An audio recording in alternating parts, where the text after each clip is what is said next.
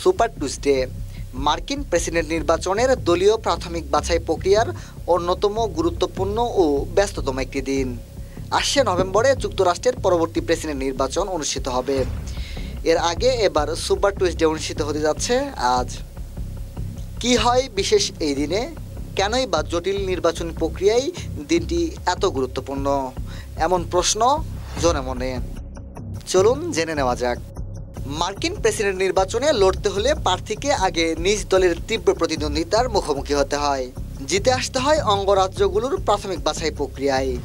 সেখানে রাজনৈতিক দলগুলোর নিবন্ধিত ভোটাররা নিজ দলের পছন্দের প্রার্থীকে ভোট দেন।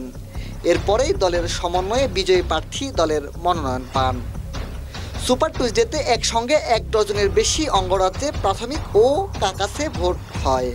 ভোট দেন লাখো নিবন্ধিত ভোটার। অর্থাৎ এদিন যিনি সবচেয়ে বেশি প্রাথমিক বাছাইয়ে জয় পাবেন, দলীয় মনোনয়নে তিনিই শেষ হাসি হাসবেন, এটা প্রায় নিশ্চিত। এবারে নির্বাচনে ডেমোক্রেটিক দল থেকে তেমন বিরোধিতার মুখোমুখি হতে হচ্ছে না বর্তমান প্রেসিডেন্ট জো বাইডেনকে। তাই দলীয় প্রার্থী হিসেবে বাইডেন নভেম্বরে নির্বাচনে লড়বেন, সেটা প্রায় নিশ্চিত। অন্যদিকে রিপাবলিকান দলের প্রার্থী হওয়ার লড়াইয়ে সাবেক প্রেসিডেন্ট ডোনাল্ড ট্রাম্পের পথে প্রথম চ্যালেঞ্জ নিকি হ্যালি।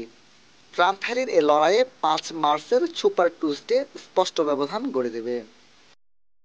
প্রসঙ্গত, প্রতিটি অঙ্গরাজ্যে প্রাইমারি ও ককাসে ভোট গ্রহণ শেষ হওয়ার পর থেকে ফলাফল প্রকাশ শুরু হয়।